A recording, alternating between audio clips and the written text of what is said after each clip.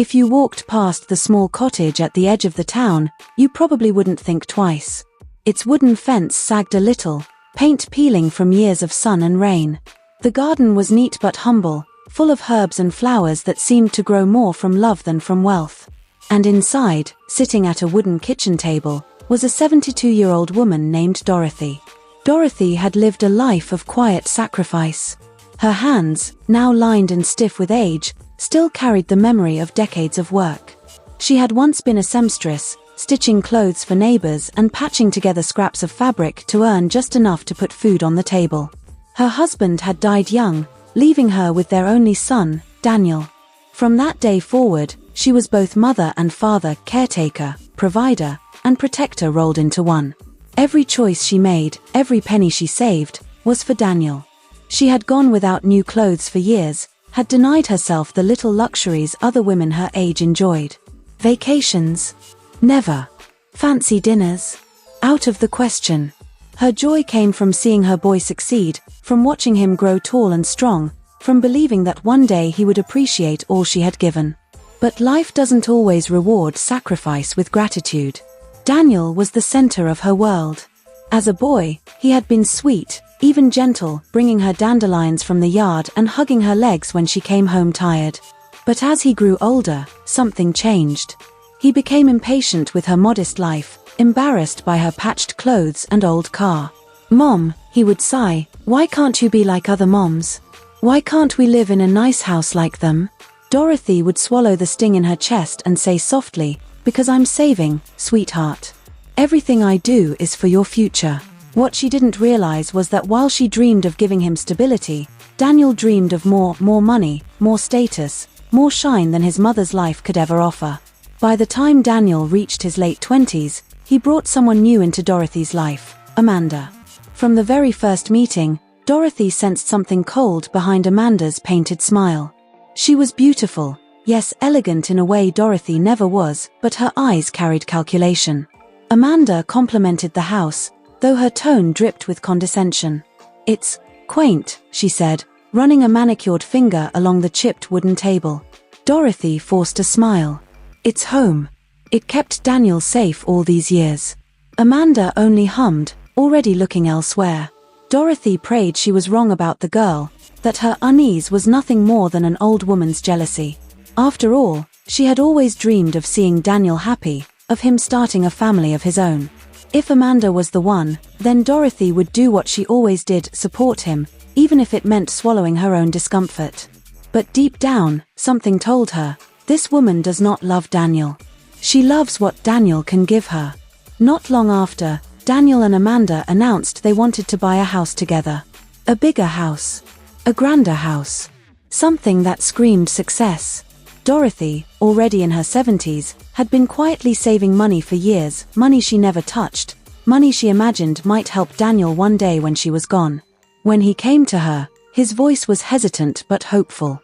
"Mom, we found a place. It's perfect. But we're short on the down payment." Dorothy looked into his eyes and saw the same boy who once brought her dandelions. Her heart melted. She didn't even hesitate. She opened the worn envelope she kept hidden in a drawer, the envelope containing her life savings, $87,000. Money she had earned stitch by stitch. She pressed it into his hand with trembling fingers. "This is for you, Danny. For your future. For your happiness." Amanda's eyes gleamed as she watched. She kissed Dorothy's cheek, but her smile never reached her eyes. The warning signs. The new house was magnificent, at least compared to Dorothy's old cottage. Marble counters, polished floors, tall windows that caught the light. Amanda beamed with pride, showing it off to friends like a trophy. Daniel was proud too, though in his pride he forgot to mention how they'd been able to afford it. Dorothy didn't care. She only wanted to see her son smile. She visited often, bringing baskets of fresh bread, herbs from her garden, little gifts that made her feel useful. But over time, Amanda's tone changed. "Dorothy, maybe you should call before coming next time," she said with a tight smile. "Oh, of course, dear," Dorothy murmured, stung. "Another time," Amanda muttered, "it's nice you help out, but this isn't your house, you know." Dorothy blinked. The words hit harder than she expected. She had given them the very money that made this house possible. Didn't that mean she was part of it, in some way? But she stayed silent, swallowing the hurt as she always had. Months passed, and Daniel announced that he and Amanda were officially engaged. Dorothy forced a smile, clapping her hands as if her heart wasn't sinking. She wanted to be happy for him, she truly did. But the way Amanda looked at her like an unwanted guest at her own son's celebration made Dorothy uneasy. Still, she offered again. If you'd like, the reception could be here. At the house. It's big enough, and it would save you some money. Amanda's lips curled. Actually, we were thinking of something fancier. Dorothy's face flushed. Of course, dear. Whatever you want. But inside, a seed of doubt was growing. Something was wrong. Something Amanda was hiding. The day Dorothy overheard Amanda on the phone was the day everything changed. She had stopped by unannounced, carrying a basket of fresh apples. She let herself in quietly, intending to leave them on the counter as a surprise. That's when she heard Amanda's voice from the living room. Don't worry. Once the wedding's over, it'll be our house. She won't be around much longer anyway. The old bat barely fits in here now. Dorothy froze, her blood running cold. Amanda laughed softly into the phone, adding, Daniel will be easy to convince. He always is. Dorothy's hands shook so badly that the apples slipped from the basket and rolled across the floor. Amanda appeared in the doorway, her face hardening when she saw Dorothy standing there. Dorothy, she said, voice smooth as silk, I didn't hear you come in. Dorothy's throat was dry. For the first time in her life, she saw clearly, Amanda didn't just dislike her. She wanted her gone. For the first time in 72 years, she wasn't going to swallow the hurt. She wasn't going to stay silent. She wasn't going to let her life's sacrifices be erased by a girl with a pretty smile and a cruel heart. No, this time. Dorothy would fight back. Dorothy had always believed that family was unbreakable. Through poverty, through grief, through decades of loneliness, she had clung to the idea that her son would always be her anchor. But Amanda's words that day rang in her ears like a curse. Once the wedding's over, it'll be our house. She won't be around much longer anyway. For the first time, Dorothy saw her son not as her little boy, but as a man trapped in a woman's shadow. And Amanda, well, Amanda wasn't just any woman. She was clever, calculating, and she knew exactly how to manipulate Daniel's weaknesses. The weeks leading up to the wedding became a blur of subtle humiliations. Dorothy offered to help with planning, sewing napkins, arranging flowers from her garden, baking bread the way she always had for special occasions. Amanda dismissed her every time. Oh, Dorothy, that's sweet, but we've already hired professionals. When Dorothy brought over a casserole one evening, Amanda smiled tightly. Maybe you should save your energy. You know, at your age, it's easy to get worn out. The words stung worse than a slap. Daniel, oblivious or unwilling to confront the tension, simply nodded along. Amanda's right, Mom. You don't need to stress yourself out. Dorothy's heart cracked a little more each time. Her own son, once the boy who clung to her skirts, was now a man who couldn't or wouldn't see how cruel his fiancé was becoming. The house had become Amanda's stage. She arranged every room to her taste, replaced Dorothy's small gifts with expensive trinkets, and acted as though Dorothy's money had never touched the foundation of those walls. Once, Dorothy noticed that a framed photograph of her and Daniel, taken when he graduated college, was missing from the mantel. In its place stood a sleek silver clock. She asked, gently, Amanda, do you know what happened to that picture of Daniel and me? Amanda's smile was razor-sharp. Oh, it didn't really fit the aesthetic. Don't worry, I stored it away. Dorothy's stomach twisted. That photograph was one of the few treasures she had left, a symbol of all her sacrifices. Stored away. Out of sight. Just like Amanda wanted her. Dorothy wasn't a fool, though Amanda thought she was. When she had handed Daniel the $87,000, she hadn't simply given it blindly. Her lawyer, an old friend named Mr. Halpern, had insisted on paperwork. You're generous to a fault, Dorothy, he had said, adjusting his spectacles as he slid the papers across his oak desk. But generosity without protection is exploitation. Sign here, and you'll have a 35% ownership stake in the house. No one can erase that. At the time, Dorothy hadn't cared about ownership. All she wanted was her son's happiness. Still, she had trusted Mr. Halpern. She signed. Now, months later, Amanda's sharp words echoed in her ears. This isn't your house, you know. Dorothy smiled to herself, a small, secret smile. Oh, Amanda. You have no idea. One rainy afternoon, Dorothy stopped by the house with a jar of her homemade jam. She rang the bell, but no one answered. Curious, she let herself in with the spare key Daniel had once given her. She froze in the hallway. Amanda's voice drifted from the living room again. This time, she wasn't alone, she was speaking to her mother on speakerphone. She's so stubborn. Always coming around, acting like she belongs here. Once Daniel and I are married, we'll make sure she doesn't have a reason to come by anymore. Her mother's voice crackled through the line. What about the money she gave? Won't that complicate things? Amanda laughed, low and confident. Daniel doesn't even think about it anymore. As far as he's concerned, this is our house. Trust me, once we're married, it'll be legally ours, and she'll have nothing. Dorothy's chest tightened, but she didn't make a sound. She slipped out quietly, rain soaking her as she walked back to her cottage. Her jam jar shattered on the doorstep behind her, forgotten. The wedding invitations arrived the next week. Gold embossed, extravagant, everything Amanda had ever wanted. Dorothy's name was printed there, small and neat, but something about it felt like an afterthought. At family gatherings, Amanda would mention the big day in her syrupy voice. The house will look so beautiful for the reception. I can't wait for everyone to see it. Dorothy's stomach dropped. The reception. At her house. Daniel grinned. It's going to be perfect, Mom. You'll see. Dorothy nodded, lips pressed tight. She said nothing, though a storm brewed in her heart. Daniel's blindness. One evening, Dorothy asked her son quietly, Daniel, do you ever wonder why Amanda doesn't want me around? Daniel frowned, confused. What do you mean? Amanda likes you. Dorothy almost laughed. Likes me? If Amanda liked her, then the sun rose in the west. Danny, she whispered, using the name she hadn't called him since he was a boy, I hope you're happy. That's all I want.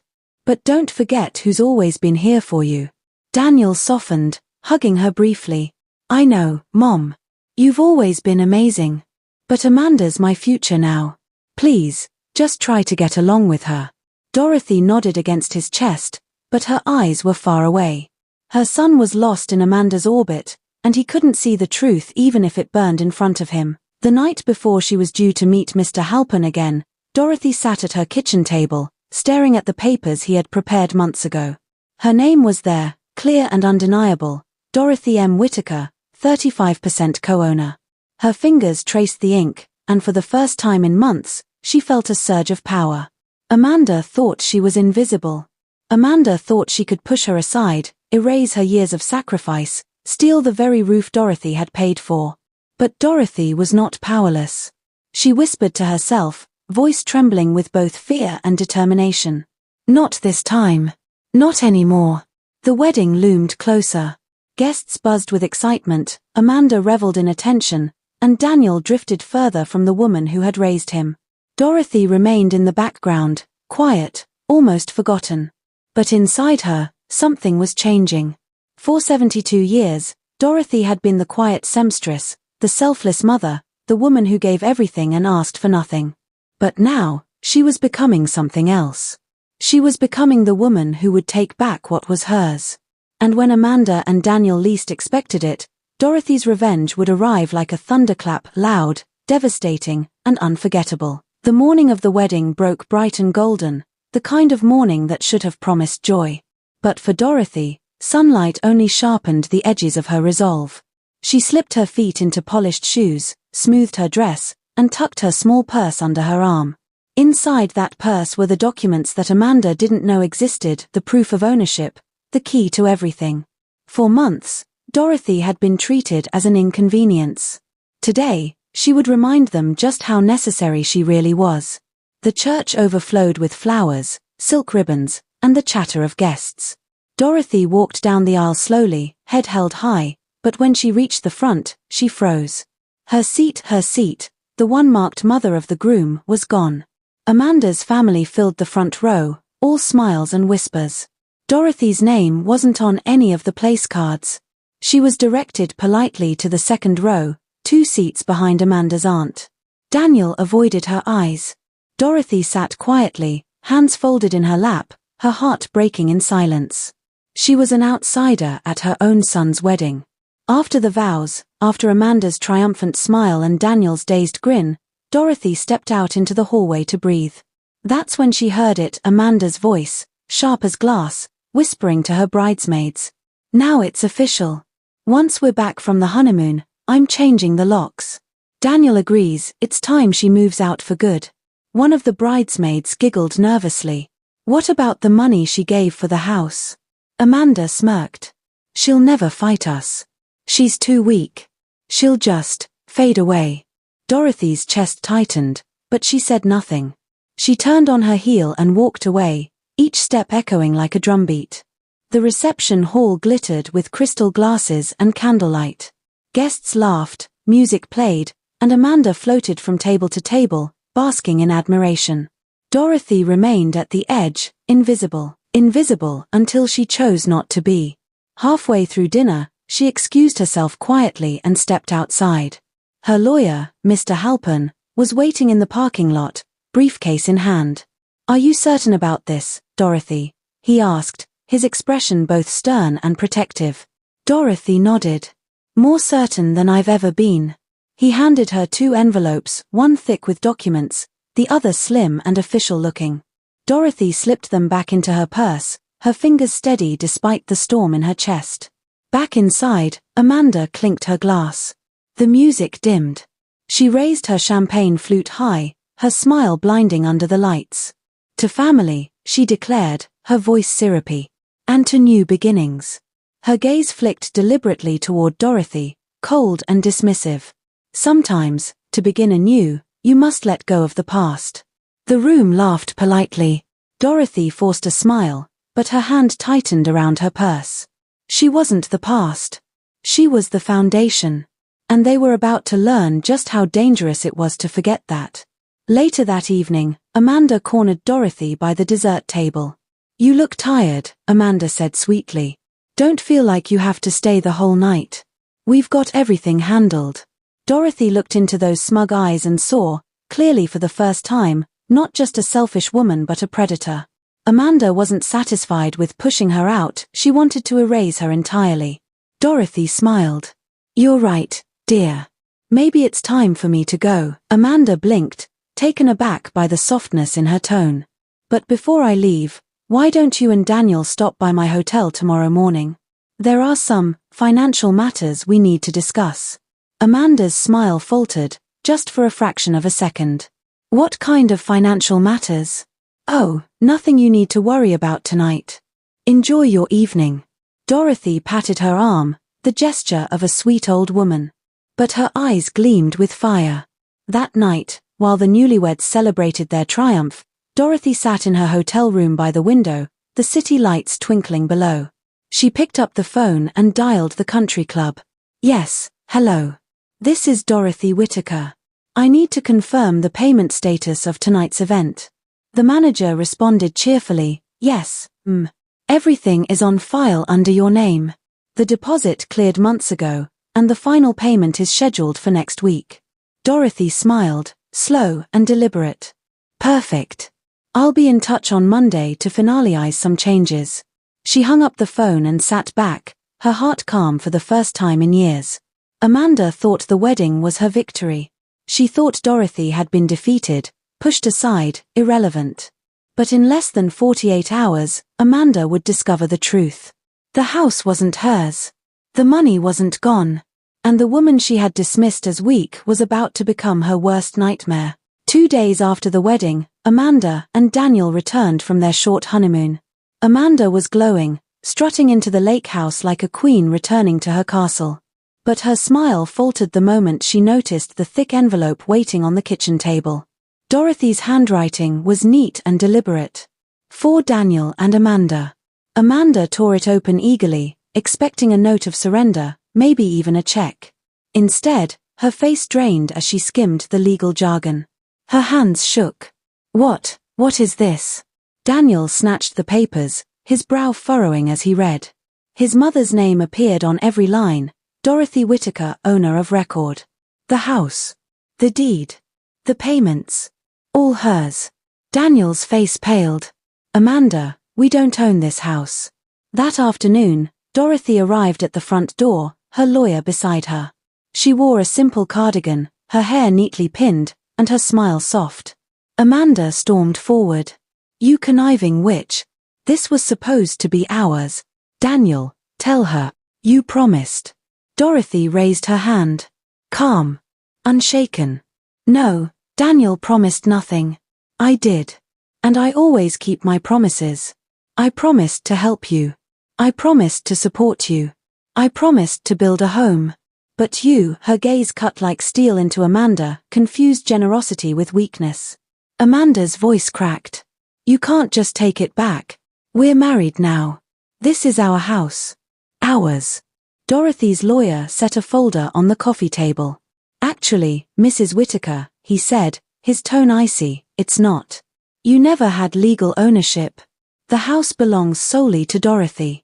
And per her instructions, she has already filed notice to place it on the market. Amanda's eyes bulged. You're selling it. Dorothy nodded serenely. Yes. The lake house will be gone within the month. And as for you, Amanda, you'll receive nothing. Not a dime. Daniel slumped onto the couch, head in his hands. For the first time, the fog seemed to lift from his eyes. Mom. I didn't know. I thought, Amanda said. Dorothy's voice softened, though it held no pity. You stopped listening to me long ago, Daniel. And maybe you'll never understand. But someday, you'll realize the difference between a wife who loves you and one who only loves what you can give her. Amanda spun on him, her voice shrill. Daniel. Don't you dare let her do this. I married you. That means something. Daniel whispered, broken, maybe it does, but maybe not what you think. Word spread quickly through their circle of friends and the community. At the country club, whispers buzzed. Amanda had bragged about securing the Whittaker estate, only to end up with nothing. The same women who once nodded at her with admiration now laughed behind champagne glasses. Amanda's perfect image cracked under the weight of gossip. At the grocery store, at church, even at the hair salon, everywhere she turned, Amanda's humiliation followed. Weeks later, Dorothy stood by the lake one last time. The for sale sign gleamed in the front yard, and the house behind her, once a symbol of betrayal, was now just a shell. She had already made arrangements for a small cottage of her own, cozy and sunlit, with a garden out back where she could grow her herbs. Dorothy wasn't rich. She wasn't powerful. But she was free. And freedom, she realized, was the sweetest revenge of all. Before she left, Dorothy slid one final letter under Daniel's door. Daniel. I loved you then, and I love you now. But love cannot survive in silence. One day, when the noise of her laughter fades, you will remember who stood by you when no one else did. By then, I will be gone, living my life in peace. Your mother. Dorothy. The marriage cracked within months. Without the house, without Dorothy's money, Daniel began to see Amanda for who she truly was. Arguments turned to shouting matches, shouting to silence. Eventually, Daniel filed for divorce. Amanda left town in disgrace, her once proud reputation shattered beyond repair. Dorothy never gloated. She never needed to. The lesson was written in the ashes of Amanda's pride. Greed blinds, but truth endures. Kindness is not weakness. And when you mistake silence for surrender, you should be very afraid of the storm that follows. So tell me, was Dorothy's revenge too soft, or was it the perfect strike? If you were in her place, would you have done the same, or gone even further?